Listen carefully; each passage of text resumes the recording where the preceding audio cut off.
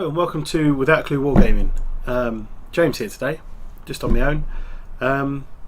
As you all know, I keep posting up on the Facebook group and that about a secret army, and here it is.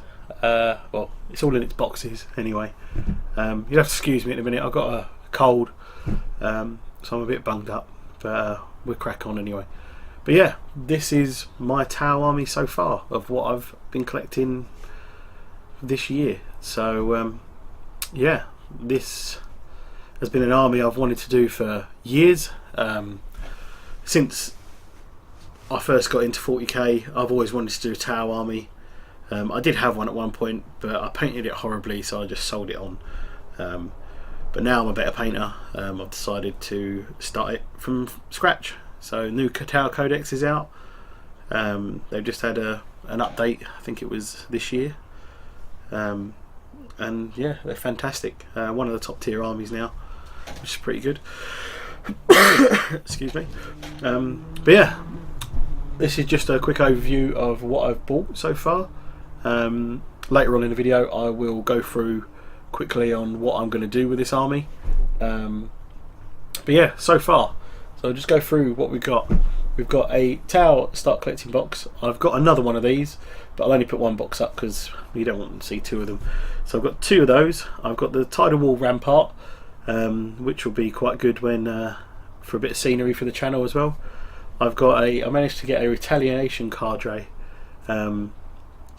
which is quite a good box. You save, I think, about 30 quid. I've also bought another broadside to go with that. I've got a Devilfish that I bought years ago in the old style box. I've got Dark Strider there. Very underrated character he is. He is awesome, and you'll see what I'll be doing with him later on in the video. And then I've also got the Monka book and the Tau Codex. But yeah, I'm still a little bit undecided on what colour scheme to go with these. I'm still working on lists, trying to work out what I'm going to do. I'm going to magnetise all the suits so that I can chop and change as and when I like. But this is going to be the core of my army. The Tidal Wall, I won't be using it all the time. That's just a bit of scenery for the channel, plus a bit of scenery for this army when I want to use it, because you get a nice formation in that box. But yeah, give me 2 minutes just to clear everything away, set the camera up again, and then we'll be back in a minute. See you in a bit. Right, so these are the two books that I'm going to be using as I build this Tau army. But yeah, I'm just going to go straight into it and go straight to what I'm going to be doing. So basically, I am going to start with the main force of the army, which will be, if I can find it, no, next page, which will be this. Excuse me. It will be a Retaliation Cadre. Basically, the main force is going to be an army of battlesuits, but I'll be running the 3 squads of crisis suits of 3 guys that you need. The commander, I'll be running 2 broadsides, and then 1 Riptide with this formation. The beauty about this is that the whole of this formation starts off the table. It all gets relentless, and they can do a low altitude deployment, which the whole formation arrives from Deep Strike at the start of your second turn, which is great. And then they get +1 to their ballistic skill the turn they Deep Strike as well, which is brilliant. So ballistic skill 4, you're going to hit more, do more damage. So they're like the alpha strike of the force. So yeah, what other things? I will be getting a Storm Surge at some point, just because it's a nice centerpiece model. That'll be later on in the year, later on in next year, which would be great. I love the model, but I want to give it some arms, and I may convert it so that it's holding the big shoulder gun rather than sitting on its shoulder, and then mount the missile pods on its shoulders. I've seen a lot of people do that conversion. I quite like it, so I might do it myself. The only other guy that I want to do, or want to run, is Dark Strider. Excuse me. Basically, he is a great buff character. What I'm going to be doing with him is running him with a 10-man breacher squad with a guardian drone in a devilfish. And the beauty about Darkstrider is that he confers outflank to the squad that he's with, which is great. Breachers, you want to get up close. You need to get within the, I think it's 5 inches, and then all their guns are strength 6, AP 3, which would just decimate most things on the table, minus monstrous creatures and terminators. But still, it hurt monstrous creatures. But yeah. So, and the other beauty about him is he gives whatever, as long as you're firing at an infantry model or a non-vehicle model, Darkstrider makes them -1 toughness. So the excuse my phone. The beauty about him. Well, the beauty about him. So you've got strength 6 guns when you're within 5 inches, which they're going to achieve because they're going to be outflanking in the devilfish. So look at Space Marines, Space Marine characters specifically. You're reducing them down to toughness 3. You've got a strength 6 shot, so you can one-shot multiple wound characters because you cause instant death. So he's going to be quite a thorn in the side of anyone that he comes up against. Because the other good thing is that you bring the devilfish on. The devilfish comes on 6 inches. The guys get out. The drones detach, and then basically, if anything charges them, as long as you keep all of that stuff within 6 inches of each other, the whole lot gets to Overwatch if something charges the breachers or the devilfish or the drones. So you got a lot of Overwatch, plus with a bit of marker light support, you're going to bump your Overwatch up, and basically it's quite a tough unit. The breachers also get an invul save, which is great, but the other thing that Darkstrider does is that when his unit is charged, they get to run, well, basically run away, but they get to run D6 backwards. So you're making the opponent's charge distance like quite far, and you could effectively get to fire Overwatch. After you fired Overwatch, the Darkstrider and his unit will run back, and you might be out of charge range. So you'll get another turn of shooting before they manage to charge you again. So, excuse me. So yeah, he's going to play quite a pivotal role in my army. Basically, I'm going to take him as an allies detachment. So it'll be him with a breacher squad in a devilfish, and that will be the allied detachment alongside my formation. But yeah, he's really good. Also, the Kudra Fireblade.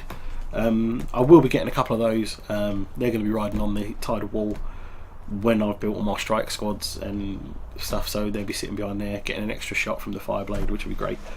But yeah, basically that's all I'm going to be running from this book. I'm going to quickly go on to the Monka book and just show you the other formations that I'm interested in, because this is actually quite a good book. So there's the Rapid Insurgent Force, which is the other formation that I may be looking at instead of the Retaliation Cadre, but I'm unsure yet. I think I'm set on the Retaliation Cadre, but I may get some stealth suits and then I can run both as and when I please. So this is quite a good one, because the stealth suits start on the table and everything deep strikes around it, and they don't scatter if they land within range of the stealth suits. The other one that I really like, which I'm probably going to do, is the Piranha Firestring Wing,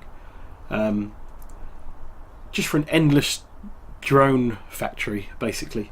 So you run your piranhas, they run up the board. I think you can give piranhas homing beacons, so basically my Retaliation Cadre will deep strike around the piranhas where I need them. No, they won't scatter, they'll do the damage, and the piranhas will like shoot off the table after they've dropped their drones off. Then there's a special rule which is rearm refuel. So basically, when these guys go off the table, they get to rearm. So they get new drones. The drones that they dropped off will stay on the table. So you've got the potential. You've got 4 units of piranhas. I think you can take 3 piranhas in a squad. So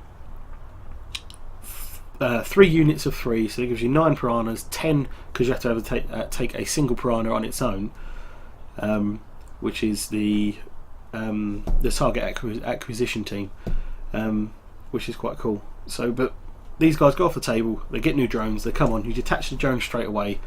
The drones go off as one big unit, and then if you can shoot something, you shoot it. If not, next turn you go off the table again. You bring it back on. You get more drones. I love the drone thing of the Tau. I think it's really cool that they get drones, because obviously drones in the modern world are a big thing now. Everybody uses them, from photography to military to search and rescue, and I like it. It's cool, and I just like that there's so many. There's like 15 different types of drone in the Tau army. There's the new little turret thing. I just love that the Tau are just like futuristic, and yeah, I just really like them. But yeah, that's pretty much what I'm going to do. This is the only other thing I might be interested in, because you don't see many people run it very often. Plus, I just love the Skyray gunships. I think they're quite a cool model, and the fact I think you get to fire all your missiles basically. Yeah, you get to fire any number of their missiles in one turn, which is really cool.